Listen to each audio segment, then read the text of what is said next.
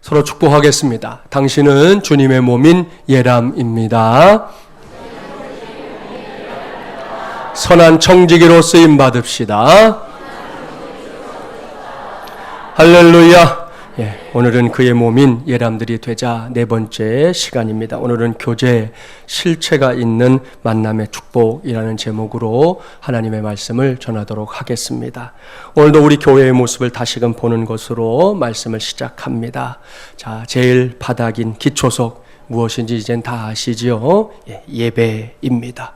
하나님을 만나는 자리인 예배 말입니다. 이것이 우리 신앙생활에서 제일 중요하다는 거 꼭 기억하기 바랍니다. 우리 교회는 중간에 이렇게 세 개의 기둥이 있는 교회지요. 그 중에서 첫 번째 기둥이 무엇입니까?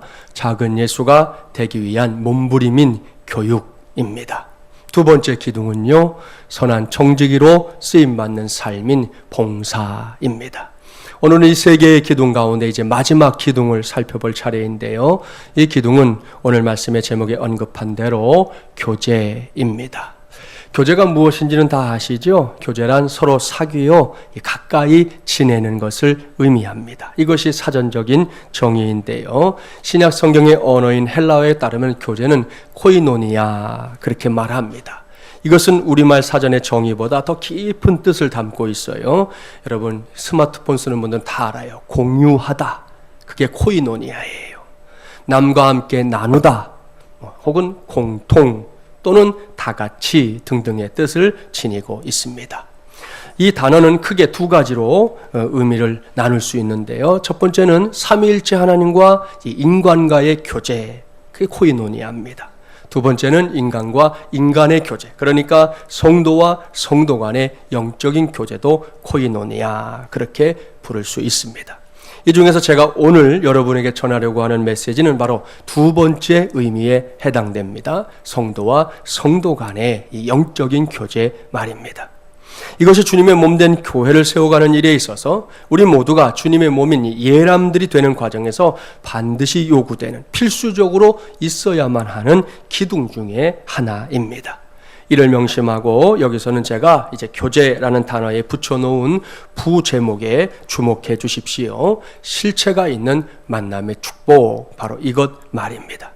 여기서 관심을 가져야 할 단어 역시 두 가지죠. 먼저는 실체라는 단어입니다. 이 단어의 의미 모르는 사람 없을 겁니다. 실체라는 것은 막연한 우리의 생각 속에 존재하는 것이 아니지요. 실제로 존재하는 것을 가리킵니다. 실제로 존재하기 때문에 이것은 보이는 것이고요, 만져지는 것입니다. 알 수 있고요, 또 느낄 수도 있는 것입니다. 그것이 실체입니다. 다음은 만남의 축복이라는 단어인데요. 하나님과 나와의 만남을 비롯해서 나와 너의 만남, 그리고 나와 우리의 만남 등등이 다 축복이라는 사실은 이미 제가 여러분에게 누누이 강조해 왔던 바입니다. 제가 이것을 확신하기 때문에 말씀을 전하기에 앞서 늘 이제 서로를 축복하게 하지 않습니까? 여기서 한 번 더 해볼까요? 이렇게 축복하시죠? 장마 기간이지만 당신 때문에 살맛이 납니다. 축복하겠습니다. 할렐루야. 좀 무덥지만 여러분 서로 살맛 나게 하는 우리 모두가 되기를 바랍니다. 이러한 축복이 있는 만남, 이 만남이야말로 하나님이 복을 부어주시는 만남의 축복인 줄 믿습니다. 이 두 가지, 그러니까 실체와 만남의 축복이 이렇게 서로 만날 때 거기에서 일어나는 사건, 거기에서 만들어지는 관계가 바로 성도와 성도 간의 교제, 그것도 영적인 교제라는 말씀입니다. 이것이 무엇을 의미하는 것인지 좀 더 구체적인 예를 들어서 설명해 볼게요. 두 가지 예를 말씀드리려고 하는데요. 먼저는 초등학교 이 3학년 학생에게서 배울 수 있는 우문현답입니다. 얼마 되지 않았어요. 지난 6월 8일에 한 초등학교 3학년 선생님이 내준 과제를 보여드리려고 합니다. 제목은 난 행복한 사람이에요. 꼭대기 보니까 날짜가 6월 8일이지요. 지문을 보겠습니다. 다음 그림을 보면서 생각하는 시간을 가져봅시다. 그림 속의 아이는 무엇을 하고 있는 것일까요? 5분간 그림을 보며 난 얼마나 행복한 사람인지 생각해 봅시다. 질문 1입니다.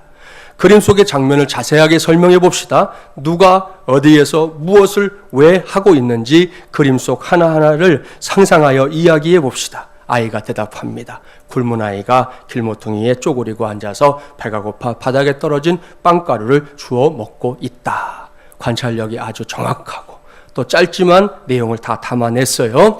자, 질문 2로 넘어갑니다.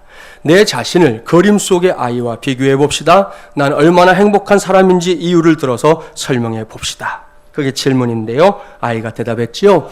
남의 아픔을 보고 내가 얼마나 행복한지 아는 것은 별로 좋지 않다고 생각한다.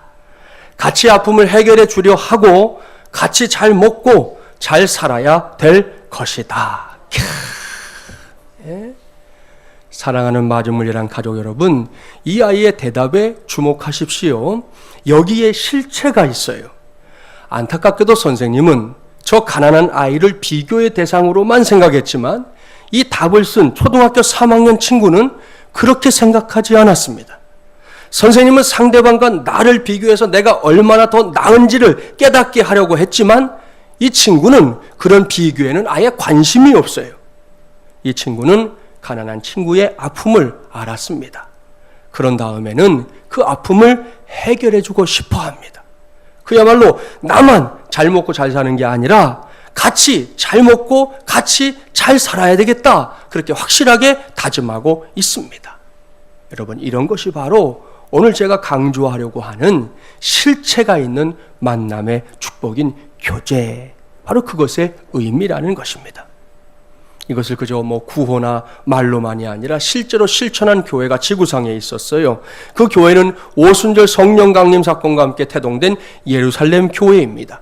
예루살렘 교회가 어떻게 실체가 있는 만남의 축복을 체험했는지 직접 확인해 볼까요? 신약성경 사도행전 2장으로 가봅니다.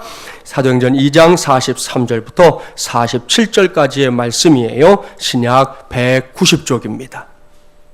예루살렘 교회가 어떻게 교제를 실천했는지 이제 우리가 보려고 하는 거예요. 사도행전 2장 43절부터 47절 우리 한 목소리로 봉독해 볼까요? 사람마다 두려워하는데 사도들로 말미암아 기사와 표적이 많이 나타나니 믿는 사람이 다 함께 있어 모든 물건을 서로 통용하고 또 재산과 소유를 팔아 각 사람의 필요를 따라 나눠주며 날마다 마음을 같이하여 성전에 모이기를 힘쓰고 집에서 떡을 떼며 기쁨과 순전한 마음으로 음식을 먹고 하나님을 찬미하며 또 온 백성에게 칭송을 받으니 주께서 구원받는 사람을 날마다 더하게 하시니라. 아멘. 할렐루야. 이것이 초대교회인 예루살렘 교회가 성도와 성도 간에 어떤 교제를 했는지 보여주는 말씀이에요. 한마디로 놀랍습니다. 그들이나 우리나 다 같은 사람들인데 그들은 성령의 역사를 힘입어 서로 유무상통하는 일을 그냥 해냈습니다. 그야말로 묻지도 따지지도 않았습니다. 있는 사람은 있는 사람대로, 없는 사람은 없는 사람대로 서로의 필요가 보이면 기꺼이 내놓았고 그것으로 서로를 섬겼습니다. 이전에는 결코 찾아볼 수 없었던 일들이 사람들의 눈앞에서 그냥 일어난 거예요. 그 결과가 무엇입니까? 교회와 성도들이 온 백성에게 친송을 받게 됐답니다. 그리고 하나님께서는 예루살렘 교회를 통해 더욱 많은 사람들이 구원받게 하셨습니다. 사랑하는 여러분, 이것이 오늘 제가 전하려고 하는 교회를 세우는 이 세 개의 기둥 중에 마지막인 이 교제의 역사입니다. 우리 교회도 개척된 후 지금까지 이 모양 저 모양으로 교제의 역사들을 기록해 왔습니다. 그것이 지금의 우리 교회를 세우는 기둥 역할을 했다는 것에 대해서는 아마도 이견이 없을 겁니다. 그러나 거기가 끝은 아닌 것이죠. 다가오는 창립 5주년은 물론이고 그 이후에도 창립 10주년, 20주년, 30주년 해를 거듭해 갈수록 우리 교회는 이 교제의 기둥을 더욱 튼실하게 세워가야 할 것입니다. 특별히 성도들의 숫자가 또 지금과는 또 다르게 늘어갈수록 이것은 더욱 힘써야 할 저와 여러분의 몫이라는 것, 그것을 기억하면서 오늘 주신 말씀 속으로 들어가 보겠습니다. 오늘 우리에게 주신 말씀은 지난 주일에 살펴봤던 말씀이지요. 제가 지난 주일에 이 말씀을 크게 두 단락으로 나눌 수 있다 말씀드렸어요. 그 중에서 두 번째 단락을 지난 주일에 먼저 살펴보고 첫 번째 단락은 오늘 살펴볼 것이라고 예고했었습니다. 그렇습니다. 오늘은 이제 9절 이하의 말씀을 제외한 나머지 말씀만 살펴보려고 합니다. 이 말씀에 따르면 성도와 성도 간에 꼭 필요한 교제, 그러니까 실체가 있는 만남의 축복으로 우리 모두가 붙잡아야 할 두 가지가 있어요. 첫 번째는 성도와 성도가 서로 기도하기를 힘써야 한다는 것입니다. 본문 7절 말씀 함께 봉독합니다. 만물의 마지막이 가까이 왔으니 그러므로 너희는 정신을 차리고 근신하여 기도하라. 아멘. 할렐루야. 여기 하나님께서 사도 베드로를 통해 하나님의 교회를 섬기고 있는 모든 사람들에게 아주 간곡하게 당부하는 메시지가 있습니다. 그것은 우리 모두가 영적인 교제를 나누고 있는 이 교회, 마중을 예람 교회를 다름 아닌 기도하는 공동체로 만들어가야 한다는 것입니다. 이것이 가장 중요한 성도의 교제, 그것도 실체가 있는 교제입니다. 그렇습니다. 교회의 생명력은 기도에 있습니다. 물론 기도만이 다는 아니지요. 교회가 교회답게 되는 데에는 그 외에도 여러 가지의 많은 요소들이 필요합니다. 그러나 그 중에서도 으뜸은 뭐니 해도 기도라는 말씀입니다. 따라서 우리 모두에게 기도가 우리 교회의 생명력이다. 기도가 우리 마중물 예람교회의 생명력이다 라는 분명한 자각이 있어야 합니다. 이 말씀은 건물로 세워져 있는 이 예배당이 기도해야 한다 그런 의미가 아니잖아요. 이 속에 거하면서 이 교회의 구성원이 되어 있는 모든 성도들, 바로 저와 여러분 한 사람 한 사람이 모두 다 기도하기에 힘써야 한다는 말씀입니다. 이것이 분명히 성경이 말씀하고 있는 교회 부흥의 가장 기초적인 가장 중요한 원리입니다. 그런데 요즘은 이러한 사실이 외면당할 때가 많다는 거지요. 제가 박사과정에서 함께 공부했던 목사님들과 이야기를 나눈 적이 있었는데요. 교회에서 기도 사역을 감당하는 일들이 그리 만만하지 않다는 것이 공통된 생각이었습니다. 목사님들의 말씀을 들어보면 강단에서 기도합시다 라고 외쳐보지만 그것이 공허한 메아리가 되어 돌아올 때가 그렇게 많다는 거예요. 그뿐이 아닙니다. 기도가 이제는 본연의 능력을 무시당한 채, 능력이 없는 게 아닌데 성도들에 의해서 무시당한 채 하나의 종교적인 행사 정도로 전락할 위기에 처해 있다고 탄식하는 소리도 들었습니다. 교회마다 기도하는 시간들은 예전과 다름없이 여전히 만들어져 있지만 그 시간에 기도의 자리를 찾아오는 사람들의 숫자, 성도들의 숫자가 미미하기 그지 없다는 거예요. 사랑하는 마중물 예람 가족 여러분, 이래서는 교회가 아무것도 할 수 없습니다. 교회가 아무것도 할 수 없게 되면 성도와 성도 간의 교제 역시 무의미해지는 겁니다. 그래서 저는 이 시간에 다시금 힘주어 말씀드립니다. 기도는 결코 그리스도인의 요식행위가 아닙니다. 기도는 하나님께서 그의 자녀된 사람들에게 주신 특권 중에 특권인 줄 믿습니다. 저는 이러한 사실을 지난 주 중에도 확인할 수 있었어요. 태국에 다녀온 이야기 칼럼에 써놓았는데요. 이번에 가면서 이제 다른 일과 함께 이제 두 선교사님 가정을 방문하는 일이 있었어요. 한 선교사님은 이제 우리 교회가 제1기 단기 선교로 섬겼던 태국 남부 방무항 지역에서 사역하고 있는 이호연 선교사님 가정이고요. 또 한 가정은 거기서 차를 타고 이번에 가보니까 5시간 반이더라고요. 그러니까 부산 가는 거리인데 거기에서 낙헌시 타마라시라고 하는 곳에서 선교하고 있는 우리 교회 부교육자로 섬겼던 우리 강승우 선교사님 가정이었습니다. 두 집이 다 이제 아이들이 있어요. 한 집은 딸 하나, 한 집은 딸 하나, 아들 하나 이렇게 있는데 두 집의 아이들을 생각하면서 뭘 가져갈까 생각하다가 제가 99년도부터 선교지를 다녔는데 지금까지 가본 이래로는 처음으로 직접 조리해 먹을 수 있는 떡볶이를 사가지고 갔어요. 떡볶이를. 가서 그걸 전해 주었는데 두 가정의 딸들이 난리가 난 거예요. 이 아이들이 너무나 이 떡볶이가 먹고 싶었던 거예요. 한국에서 지낼 때 대부분 우리 아이들이 그렇잖아요. 이 아이들도 다름없어요. 여기서 떡볶이 너무 맛있게 먹고 그렇게 좋아했는데 거기선 떡볶이를 해 먹을 길이 없는 거예요. 그래서 심지어 이 녀석들이 기도를 했다는 거 아닙니까? 떡볶이가 먹고 싶어서. 그 말을 듣고 제가 당장 얘기했어요. 얘들아, 너희들의 기도 응답으로 하나님이 목사님에게 떡볶이를 보내신 거다. 제가 그랬어요.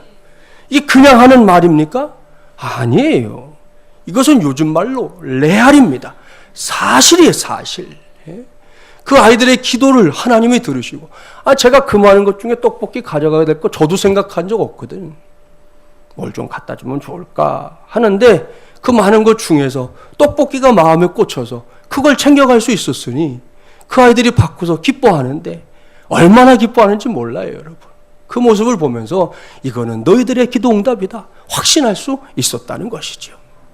이렇게 작은 일만이 아닙니다. 저 바깥 세상을 보십시오. 그 어느 때보다도 더 요란스러운 세상이 되어가고 있습니다. 우리나라뿐만이 아니라 전 세계가 술렁이고 있잖아요.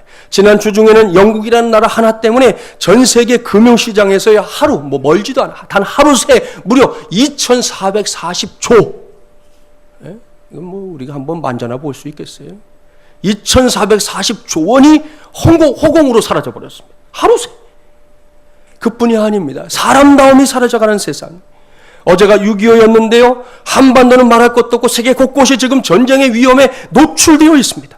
이런 세상을 보면서 교회가 해야 할 일이 뭐냐는 거예요. 성도들이 감당해야 할 몫이 뭐냐는 거예요. 사도 베드로는 단언해서 말합니다. 기도하라는 거예요. 본문 7절 말씀을 헬라어 성경에서 직역해보면 이런 뜻이거든요. 모든 것의 마지막이 임박했으니 너희는 올바른 정신을 가지고 기도로 경계하라. 보십시오. 사도 베드로는 주님께서 말씀하신 재림의 징조들을 보게 되면 당장 뛰어나가서 이제 곧 지구가 망한다 그렇게 떠들라고 말하지 않았습니다. 재림의 시기를 점치고 앉아 있으라 그렇게 말한 적도 없습니다. 건강한 믿음을 가진 성도들은 재림의 징조를 느끼면 느낄수록 더 건전한 신앙관, 더 올바른 정신을 가지고 무엇보다 함께 기도해야 한다. 그렇게 말씀하고 있습니다. 이것이 성경이 말씀하는 우리 성도들이 함께 꼭 해야 할 실체가 있는 만남의 축복인 교제입니다. 그런 점에서 볼 때 지금은 분명히 기도해야 할 때예요. 복잡다단하고 요란스러운 세상의 한복판에서 그 무엇보다 기도의 줄을 굳게 붙잡아야 할 때가 바로 지금이라는 말씀입니다. 엉뚱한 일에 더 이상 마음을 빼앗기지 말고 말입니다. 옳습니다. 개인적으로든 교회적으로든 또는 이 나라가 어려움에 빠졌을 때에도 우리는 기도해야 합니다. 그렇게 저와 여러분이 성도의 교제로서 기도에 힘쓰는 사람들이 될 때 어떤 일이 일어나는지 아십니까? 한마디로 위대한 일들이 일어나는 것을 목격하게 될 줄 믿습니다. 이를 체험하기 위해 저와 여러분이 오늘 해결해야 될 숙제가 한 가지 있어요. 그것은 우리 공동체의 기도의 내용이, 기도의 방향이 확실히 바뀌어야 할 점이 있다는 겁니다. 지금 우리가 살고 있는 세상을 보십시오. 사람들은 많은 문제들의 그 원인을 흔히 결핍의 문제다 그렇게 생각합니다. 부족해서 생기는 문제라는 거예요. 그 부족함만 사라지면 모든 문제가 해결될 거다 믿는 사람들이 엄청 많아요. 예를 들어 돈이 없어서 문제다 생각해요. 이런 사람은 돈이 생기면 모든 문제도 사라질 거다 그렇게 생각합니다.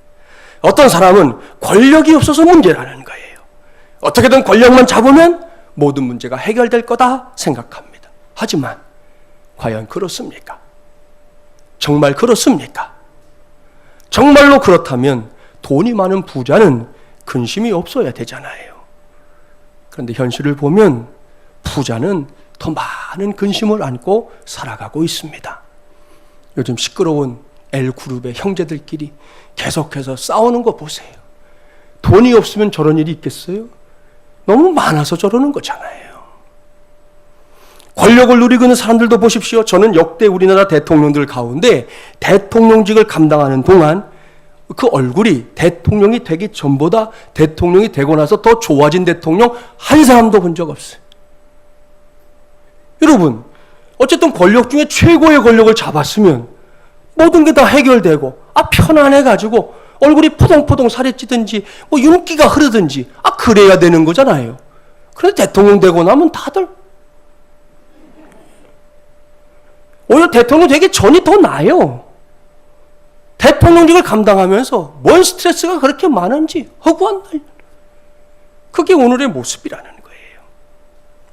성경에서 만나볼 수 있는 아브라함과 롯을 생각해 보세요. 그들이 가난할 때는 문제가 없었습니다. 그런데 하나님의 은혜로 풍요로워졌어요. 요즘으로 말하면 현금과 같은 양떼가 많이 생겼습니다. 그러자 아브라함의 목자들과 롯의 목자들의 다툼으로 인해 그동안 잘 두 가정이 어울려 살았는데 동거할 수 없는 상황에 이르게 되잖아요. 보십시오. 넉넉함이 문제를 제거할 줄 알았는데 웬걸요? 그 넉넉함이 더 큰 문제를 만들어 내고 있는 겁니다.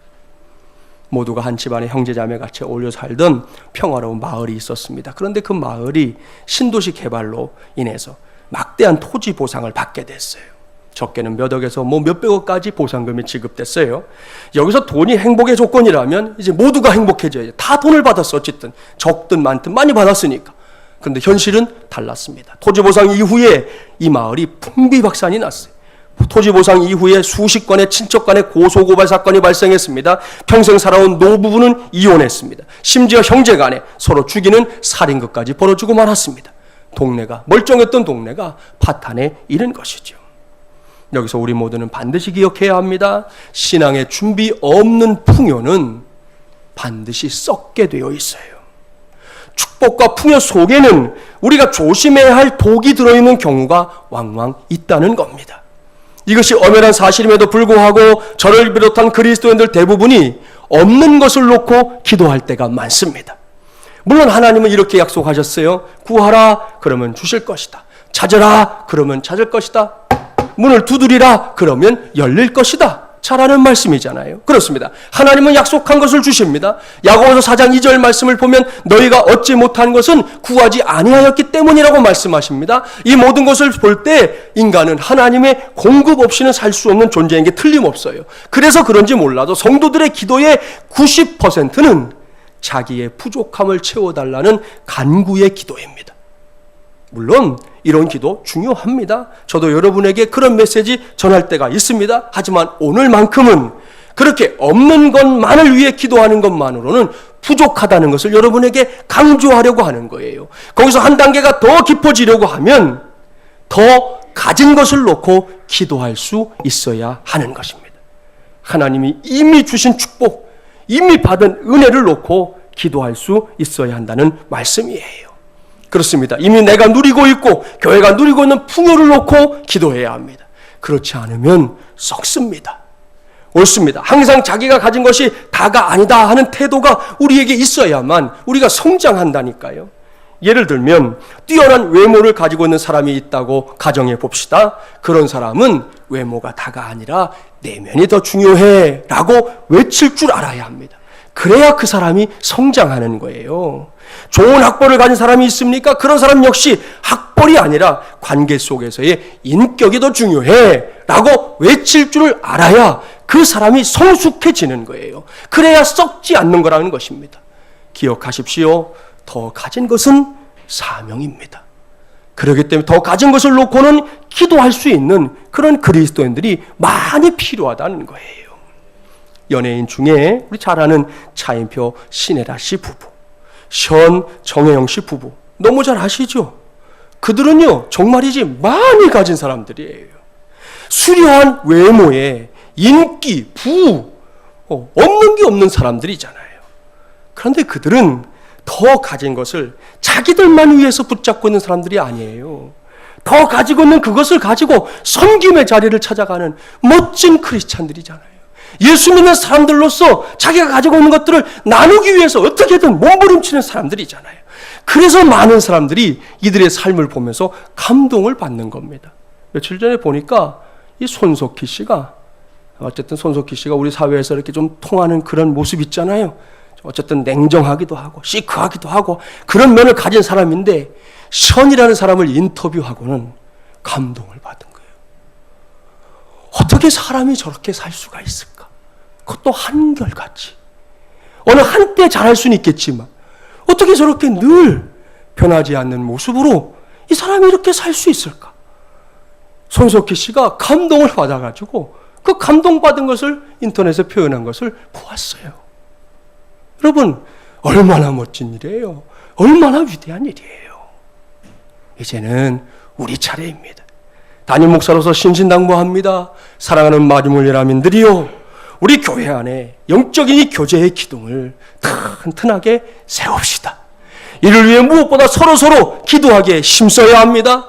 곳곳에 마련되어 있는 기도의 자리들이 허상이 아니라 실체가 있는 만남의 축복이 이루어지는 자리가 되게 합시다.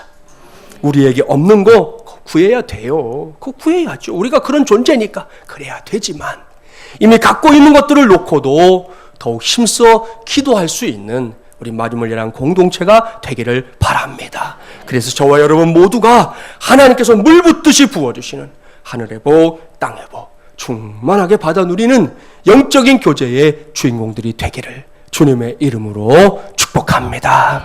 두 번째로 영적인 교제를 위해 붙잡아야 할 것은 성도와 성도가 서로서로 뜨겁게 사랑해야 한다는 거예요. 본문 8절 말씀 함께 봉독합니다. 8절입니다. 무엇보다도 뜨겁게 서로 사랑할지니 사랑은 허다한 죄를 덮느니라. 아멘. 여러분이 이미 알고 있는 대로 사랑은 기독교가 세워지게 된 기반이요, 기독교의 본질입니다. 왜냐하면 우리가 아버지로 섬기는 하나님 자신이 사랑이시고, 또 우리의 주님이신 예수 그리스도께서 사랑의 극치는 이런 거다라고 너무나 분명하게 시청각적으로 확실하게 보여주었기 때문입니다. 이러한 이유 때문에 하나님의 말씀은 그리스도인들에게 사랑하며 살 것을 요구하십니다. 아니, 요구하신다기보다는 그것이 하나님의 자녀된 사람들이 가지고 있는 권세 중의 으뜸입니다. 그렇습니다. 사실 이 세상에서 우리만큼 사랑의 실체를 잘 알고 있는 사람들이 없어요. 저 바깥 세상 사람들을 보십시오. 그들이 알고 있는 사랑은 다분히 추상적입니다. 그래서 사랑이란 마치 무엇과 같다, 이렇게 표현하는 걸 좋아해요.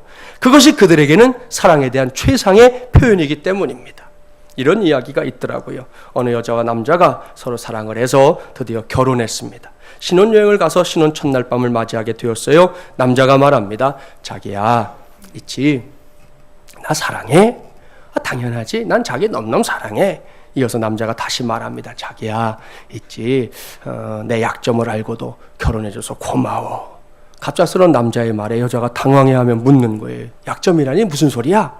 자기도 참 나를 위해서 끝까지 모른 척 해주는구나. 역시 우리 자기가 최고야. 아니, 자기 지금 무슨 소리 하는 거야? 자기 안 그래도 돼. 나는 괜찮아. 괜찮고 뭐고 무슨 말이냐고. 뜸들이지 말고 말 좀 해봐. 자기 나 애꾸눈인 거 다 알면서 왜 그래? 어머머머, 자기가 언제 나한테 그런 말을 했어? 난리가 났어요. 여자가 속아서 결혼한 것이 너무 분해서 마구 화를 냈습니다. 그러자 남자가 다시 말합니다. 무슨 소리야? 분명히 내가 자기한테 준 첫 번째 편지에다가 다 써서 줬잖아. 그걸 벌써 잊어버렸단 말이야? 이 말을 들은 여자가 너무 이상했어요. 신혼여행 마치고 돌아오자마자 자기가 받은 연애 편지를 모두 뒤져보기 시작했습니다. 드디어 남자가 준 첫 번째 편지를 발견했습니다. 거기에는 이렇게 쓰여 있었습니다. 난 당신에게 한눈에 반했어. 그렇게 써 있었다는 거예요. 다분히 우스운 이야기고 분명히 만들어진 이야기일 겁니다. 여기서 우리가 생각해야 할 것은 한 가지. 저 바깥 세상 사람들이 사랑에 대해 말할 때는 이렇게 뭔가를 비유해서 말하기를 좋아한다는 거죠. 그게 최선의 표현이기 때문이에요. 그러나 여러분, 우리는 그렇지 않습니다. 우리는 진실로 사랑이 무엇인지를 아는 사람들입니다. 결코 추상적인 것이 아닙니다. 매우 구체적으로 사랑을 알고 있습니다. 오늘도 주님의 날에 하나님을 예배하러 나온 성도들은 그 사랑을 분명히 알고 있는 사람들인 줄 믿습니다. 억만 죄악으로 죽을 인생들을 구원하기 위해 허물 많은 인간의 형상을 그대로 입으시고 이 땅 위에 오셔서 십자가라는 고난의 형틀과 찢겨진 몸으로 보여주신 주님의 사랑 아시죠? 믿으시죠? 그렇습니다. 우리는 죽도록 사랑합니다라는 말의 의미를 진짜로 아는 사람들입니다. 가끔 연인들끼리 자기의 마음을 표현하기 위해서 나 죽도록 사랑해 그렇게 말은 하지만 죽도록 사랑한다는 게 뭔지 그 사람들이 정말 아느냐는 거예요. 그러나 우리는 압니다. 죽도록 사랑한다는 게 뭔지 예수님을 통해서 우리가 너무 확실하게 알게 되었잖아요. 따라서 이 사랑이 이제는 저와 여러분의 삶 속에서 이 교회의 구석구석에서 배어나와야 하는 겁니다. 이러한 성도들의 사랑은 결코 일방적인 사랑도 아닙니다. 너 혼자 해라, 또는 다른 사람들은 하지 않으니까 나 혼자 할게, 이런 것이 용납되질 않아요. 오늘 본문 말씀을 잘 보세요. 뜨겁게 서로 사랑하라 말씀합니다. 그렇습니다. 우리는 서로 사랑을 실천해야 합니다. 누가 먼저라고 할 것 없이 서로서로 조금씩만 먼저 사랑하려고 해보십시오. 그러면 우리는 이 공동체를 사랑의 온상으로 만들 수 있습니다. 목장은 목장대로 서로 사랑하며 살기를 바랍니다. 각 기관은 기관대로 서로를 사랑하는 일에 그 기관의 사활을 걸 수 있어야 합니다. 교회 전체도 마찬가지입니다. 우리 안에 서로 사랑하는 이것이 넘치도록, 그러한 영적인 교제가 넘치도록 해야 합니다. 이런 운동이 교회 전체로 확산될 때 우리 교회는 이 시대가 기대하는 사랑의 현장이 될 줄 믿습니다. 이를 위해 당장 오늘부터 여러분이 이전보다 더 힘썼으면 하는 거 한 가지만 제안하겠습니다. 그것은 서로 인사를 나누는데 인색하지 말자는 거예요. 꼭 당부합니다. 오늘 보겠습니다. 잘하나 못하나 보려고 하니까 제대로 안 하는 사람이 있으면 신고하세요. 010-3786-4297로 신고하면 됩니다. 예? 정말 우리가 서로서로 인사하는 일에 인색하지 맙시다. 이것은 청지기 수련회에서 청지기들이 스스로 다짐한 일이기도 합니다. 수련회를 마치고 난 다음 주일부터 청지기들이 1부부터 3부까지 시간마다 저 아래 1층에서부터 안내를 하고 있는데요. 청지기들이 그때 결심한 게 뭐냐? 이 건물 밖에 있는 사람들은 어디서 보는데 이 건물에 들어오는 사람들은 내가 알든 모르든 모두가 다 마중물이란 가족이다, 이렇게 생각하기로 한 거예요. 그렇게 마음을 먹자 그랬어요. 자, 올라오다가 2층에서 PC방으로 들어가면 나중에 우리 교인이 되겠지, 그렇게 생각하기로 한 거예요. 올라올 동안은 우리 교인이라고 생각했는데 그리 들어가면 2층을 통과했어요. 3층을 딱 올라오다가 기원에 들어가고 당구장에 들어가도 마찬가지. 우리 교인이 되게 하여 주시옵소서. 이렇게 기도하면서 안내를 하기로 약속하고 지금 이제 실천을 하는 중에 있는 겁니다. 여러분, 이렇게 들어오는 사람들 다 우리 교인이려니 그러기로 했는데 하물며 이렇게 한 자리에서 함께 하나님께 예배하는 성도인데, 자, 내 옆에 있는 그 사람이 식구입니까? 남입니까? 식구죠. 식구잖아요.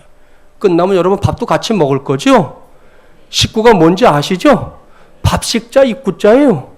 같이 밥 먹으면 식구예요. 예? 함께 어울려 사는 것만 식구가 아니에요. 밥을 같이 먹으면 식구예요. 우리 식구란 말입니다. 그러니 식구끼리 아는 척을 해야 할까요? 모르는 척 해야 될까요? 당연히 아는 척 해야지요. 성격상 아는 척 하는 게 어렵거나 아는 척을 해주면 어려운 사람들이 있는 거 저도 압니다. 하지만 성경이 말씀하고 있지 않습니까? 성도와 성도 간에는 뜨겁게 서로를 사랑해야 한다고 말입니다. 이 말씀을 그냥 문자로만 남겨두지 맙시다. 오늘 말씀 전하고 있는 것처럼 실체가 있는 만남의 축복이 바로 이 말씀이 되게 하자는 거예요. 그리할 때 우리 교회는 이 세 번째 기둥도 든든하게 세우는 교회가 될 줄 믿습니다. 여기까지 저는 오늘 교제에 관한 하나님의 말씀을 전했습니다. 우리의 교제는 세상에서 흔히 볼 수 있는 사교적인 교제가 아닙니다. 우리의 교제는 주님이 함께하는 영적인 교제입니다. 더군다나 이것은 실체가 있는 만남의 축복이라는 거 기억하시고, 오늘 이후 저와 여러분, 또 여러분과 여러분 사이의 만남이 실체가 있는 만남의 축복이 되게 하시기를 바랍니다. 적어도 두 가지는 꼭 명심하셔야 돼요. 성도와 성도가 서로서로 기도하기를 힘써야 합니다. 기도는요, 철저하게 내 몫이에요. 남의 몫이 아닙니다. 기도를 부탁할 수는 있지만 제일 먼저 기도해야 될 사람은 나예요. 내가 기도해야 합니다. 동시에 기도는 서로서로 힘쓸 수 있도록 도울 때 더욱 능력 있는 기도, 더욱 위대한 기도가 될 수 있습니다. 우리 공동체 안에서 우리가 기도하되 그런 은혜를 체험하며 갈 수 있는 그런 하나님의 종들이 꼭 되시기 바랍니다. 다음으로 성도와 성도가 서로서로 뜨겁게 사랑해야 합니다. 말로만 하는 사랑에는 이미 세상도 지쳐버렸어요. 말이 얼마나 많은지. 그렇게 말로만 하는 거는 아주 진력이 났어요. 우리마저 그러면 안 됩니다. 실체가 있는 사랑을 합시다. 당장 인사부터 잘하자고요. 마음을 나누며 살자고요. 거기서부터 시작하면 우리는 실체가 있는 이 만남의 축복이 아하, 우리 교회 안에도 있구나 하는 것을 모두가 고개를 끄덕이며 확인하게 될 것입니다. 오늘 이후 이러한 영적인 교제를 기둥으로 세우는 우리 모두가 되시기 바랍니다. 그래서 저와 여러분 우리 모두가 주님께서 기뻐하시고 주님께서 복 주시는 우리 시대의 예람들이 되기를 주님의 이름으로 간절히 축원합니다.